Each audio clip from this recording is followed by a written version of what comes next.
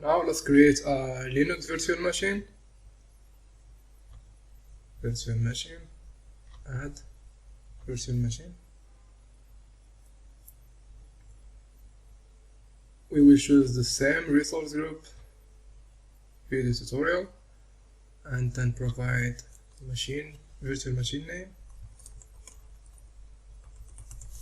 The region I will just choose Germany West Central, and for the image, by default is the Ubuntu server 80. But we can also install other images. For example, let's see the images. For example, if we write here Linux, we can see Kali Linux, we can have IDM, Oracle, Fedora, and other images. But let's leave it on Ubuntu server. Let's leave the size by default. And for the authentication, let's choose SSH public key. For the username, let's say SRH user. And here on the SSH public key, let's choose use existing public key. For this, we need PuTTY,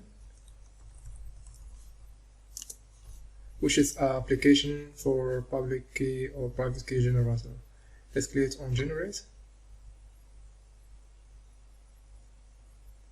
Okay, generated a key. Let's provide a password and let's save it.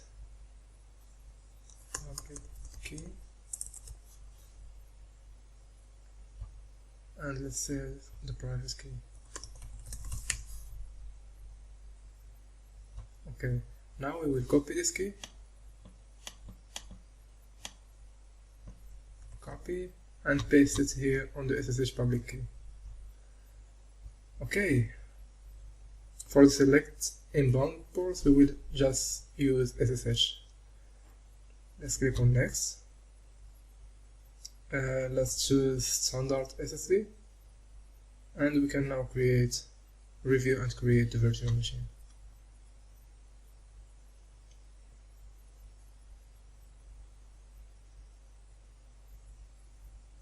The validation is passed. Now we can create the virtual machine.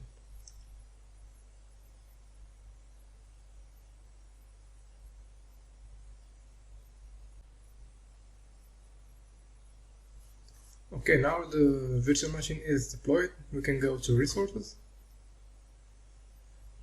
Here we have an overview of the virtual machine. For connecting to the virtual machine, we will use SSH. For that, we need PuTTY.